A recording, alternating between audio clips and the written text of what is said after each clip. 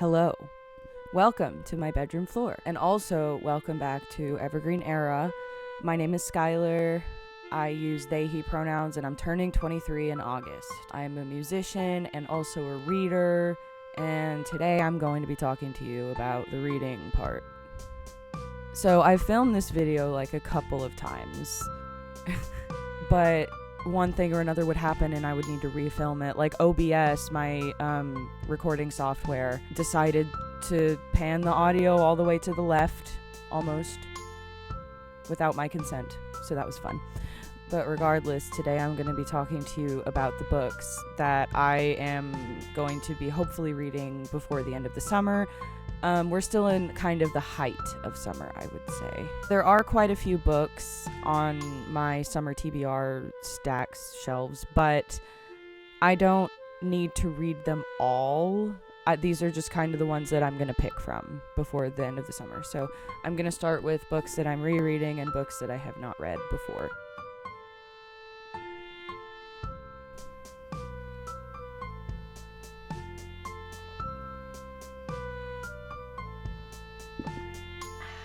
So all of that said, I am just going to jump into it with the books that I would like to reread. So I'm starting with classics, and I do want to say that I don't fully agree with using like the word classic as like a genre or a full category of its own.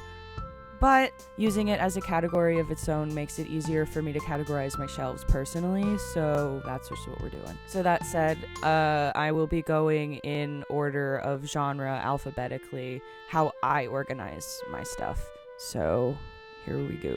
So first up, for classics, we have The Great Gatsby by F. Scott Fitzgerald. This book is kind of a love letter to early 1920s America, the United States, the parties, the kind of new technologies, and the like very much like romanticizing the roaring 20s for sure.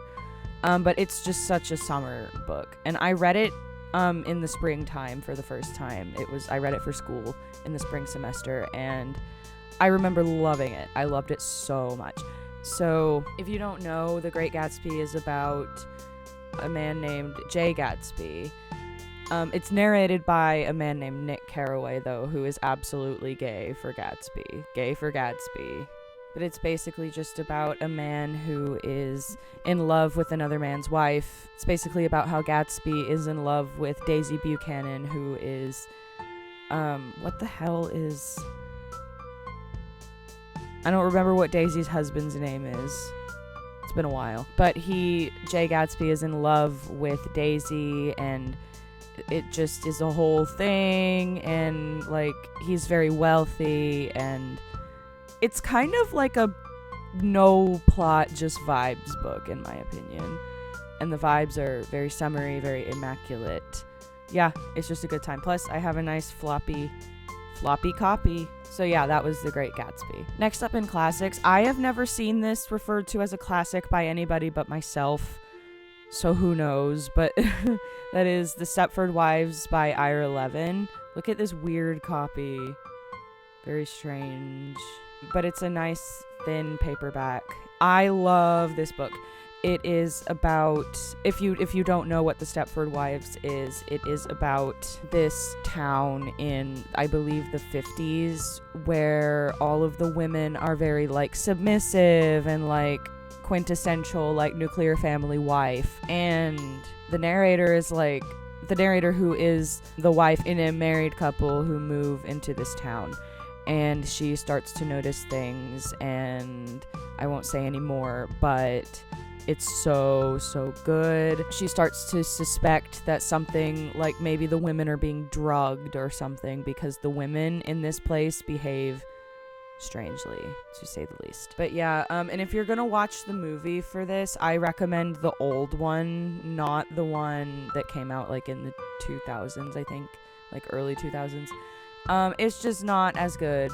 It's just not as good in my opinion, so that's that. My next genre in rereads is graphic novels, and we have Girl Town by Carolyn Nowak. I love this graphic novel. It's actually like a graphic anthology, not anthology, collection of Carolyn Nowak's like illustrated short stories, and I've read it before. My favorite one is Diana's Electric Tongue, which is basically, I'll tell you a little bit about that one just to give you a taste of what the stories are like. It's about this young woman. She has gotten into, two things have happened to her that are really stressful. She has gotten into a really bad car accident where she literally like lost her tongue, and she went through a really bad breakup. Those are the two things. So she gets this like robot boyfriend, and chaos ensues. It's really good. It's very charming. It's so good. Anyway, yeah, so that's Girl Town. Okay, next category is nonfiction, and we have When They Call You a Terrorist, a Black Lives Matter memoir by Patrice Concolers and Asha Bendele. First of all, I really like this cover. I think it's very beautiful. Second of all, this book, I read it in the summer of 2020. So it was very quote-unquote relevant at the time. In my opinion, books like this are always relevant, but you understand it was very societally relevant at that current moment due to world events. So I picked this up. This was one of my very first books in my attempt to diversify my reading, and to read more from authors of color and transgender and gay authors, queer authors, authors in marginalized groups in general. It kind of all started here. So this book is very dear to me, and I highly, highly recommend it as a starting point if you live in the US specifically. But it's great, honestly, like anywhere if you're a white person, or even if you're not, honestly. If you're a non-black person or even a black person who is interested in diversifying your reading but don't really know where to start, and you like nonfiction, this is an excellent place to start. It's a collection of essays from the women who started the Black Lives Matter movement, or like kind of coined the term Black Lives Matter. And God, it's good. It's really good. Okay, next we have short story collections, and this is called Imaginary Museums by Nicolette Polek. I love this cover. I don't really remember much about this one. It's just a collection of like flash fiction and short stories. It wasn't super memorable at the time, but my tastes have changed since then, so I would really love to give it another shot. And then lastly, this one, so good. The Deep. I'm sorry. We are now in speculative fiction. This is The Deep by Rivers Solomon with David Diggs, William Hudson, and Jonathan Snipes. And Jonathan Snipes. And can we just appreciate this damn cover? Look at that. Beautiful. So this is the story of Yetu, who is a kind of mermaid creature. So it's a story about these mermaid type creatures who are descendants of the babies of pregnant slave women who were thrown overboard slave ships. And Yetu is a descendant of these slave women, and so it's pretty short, honestly, but it's so good. I'll read you part of the back. Yetu holds the memories for her people. Her people, the Wajinru, descendants of pregnant African slave women thrown overboard by slave owners, live idyllic lives in the deep. Their past, too painful to be remembered regularly, is forgotten by everyone save one. So that's Yetu, and she holds the memories for her people. She's like the sole memory keeper of these painful, horrible memories of like enslavement and being thrown overboard and things like that. So it's just kind of a story about her, and it's so beautiful. It's heartbreaking, but it's so good. And with that, I'm actually hungry, so I'm gonna take a break. I might be in a different outfit when I do the rest of this video. Don't worry about it. See you later. Welcome back. So this is part 2 of the summer TBR pile video, and I am now going to talk about books that I haven't read yet that I would like to read this summer. Yeah, let's do that. So once again, starting with classics as my very first category, we have Things Fall Apart by Chinua Achebe. This is book number 1 of the African trilogy. It is a story of specifically British political and other influence on Africa in, I believe, the 1800s, late 1800s. And this is just one of the books that I would really like to read in my efforts to diversify my reading. I'm not really sure exactly what this is about, but I do know it is a very important work of African literature, and it will be not my first work of African literature read, but one of the first for sure, and I'm really excited to get to this one. Next up, this one could also go in my translated literature section, but it is Broken Wings by Khalil Gibran, translated by Awan R.I. Cole from the Arabic. This is kind of a tragic, doomed love story. A young man falls in love with a woman betrothed to the nephew of a leading churchman. When their secret meetings are discovered, she is confined to the house, their beautiful dreams crushed by a cruel society. And this apparently draws on Khalil Gibran, the author's personal experience, and I think that's heartbreaking.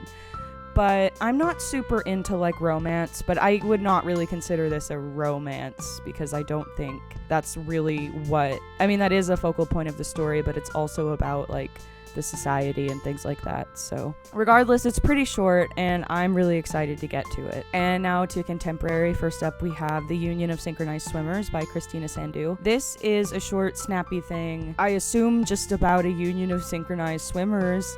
I don't really know what it's about because I've heard it's like a no plot, just vibes book. And I like books about sports, certain sports.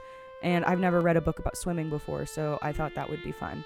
But yeah, that's The Union of Synchronized Swimmers. Lastly, in contemporary, we have Sharks in the Time of Saviors by Kauai Strong Washburn.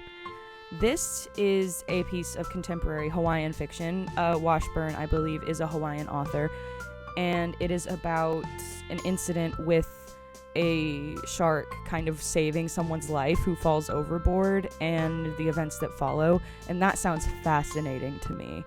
And also pretty summery because, summer, Hawaii, whatever. But yeah, that's Sharks in Time of Saviors. Okay, next up is the manga section, and this is the only manga I'm probably gonna read this summer because I can't afford to get more volumes of other manga that I'm interested in.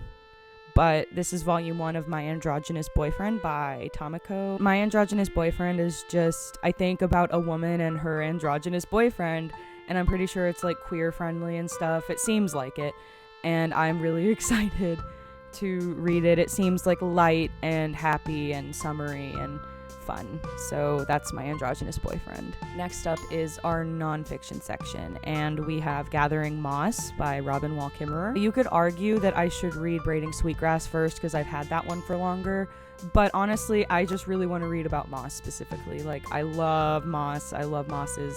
I think they're so fascinating and very cool and very fun to learn about. And also, Robin Wall Kimmerer is an indigenous author, so things from her indigenous culture are woven through her works, and I'm really excited to see how that plays out in both this and Braiding Sweetgrass. But yeah, that's Gathering Moss. And then last in nonfiction, we have The Undocumented Americans by Carla Cornejo Villavicencio. This is I believe like a collection of essays about the author's experience with DACA and her experience. I'm not sure if she is an undocumented American or if she just works or worked with undocumented Americans, but regardless, I'm really excited to get to this one. It is a very important thing to understand when you live in not just the United States, but right now a big portion of living in the United States is needing to educate yourself about what's going on in terms of undocumented Americans, specifically Mexican undocumented Americans, I believe is what this book is talking about. But regardless, I am very excited to read The Undocumented Americans. Next up is short story collections, and the first one we have The Shell Collector by Anthony Doerr. This, first of all, I have a t-shirt that totally matches it. It has shells all over it, like the cover. It has... I'll show you eventually. And also, I read the first story, the titular story in this book called The Shell Collector, and I didn't like it at first, but I keep thinking about it, Like, it just is sticking with me. So I want to finish this book, because I started it last year, but I was going through it last year, so I did not finish it. But that's The Shell Collector. And next up in short story collections is How to Breathe Underwater by Julie Oranger. I don't really know anything about this one other than the cover looks very summery. There's like girls swimming and stuff, and it's very green. And I like short story collections and don't read enough of them, so this is on my summer TBR. Okay, possibly I am most excited about the section I'm going to talk about now. This is also the last category. That is translated fiction, and first up we have The Hole by Hiroko Oyamada, translated by David Boyd from the Japanese. The Hole, I have read The Factory by the same author, which is kind of like a take on capitalism and jobs and stuff like that, and I really love that novel. It's one of my favorites, and so I was very excited to pick up The Hole by the same author. First of all, I love the grassy cover. I just think that's so pretty. And also, this book, The Hole, is about a young, I believe, engaged couple who moved to the Japanese countryside from the city, into they're a straight couple, so into the man's mom's, one of her properties, and they like live there for free and everything, but it's in the countryside, so there's wilderness around, and in that wilderness the wife, or the woman, finds a hole, and it's like this book is very surreal. I don't really know anything other than that, and it's very short too, so I'm just excited to see what's going on with this one. So that's The Hole. Next up, I'm so excited for this one. I have been for so long, and that is The Employees by Olga Raven, translated from the Danish by Martin Aitken, I believe is how you pronounce their last name. But The Employees has been called like a workplace novel of this 22nd century. So it's basically like told in staff reports and complaints aboard this ship. It's like a sci-fi story, but not really. But it's told in these like employee reports, and I think that's fascinating. I'm very excited to read it. This one is also short. I have a thing for short translated books. And lastly, but certainly not leastly, we have Little Eyes by Samantha Schweblin, translated from the Spanish by Megan McDowell. This one, I don't know much about it other than it's just about like technology as a means of communication, and how technology as a means of communication affects us and our relationships with each other. And I think that's exciting. Also, Latin American translated literature is amazing. All of it that I've read so far is so terrifying and grotesque and beautiful and so good. So that's Little Eyes. All right, that does it, I think. Thank you for watching this installment, Skyler's installment of Evergreen Era. I believe this is coming out on the 3rd week of August, so that's fun. Like and subscribe and watch any other videos that might be up if this is your first one, and I will see you next time.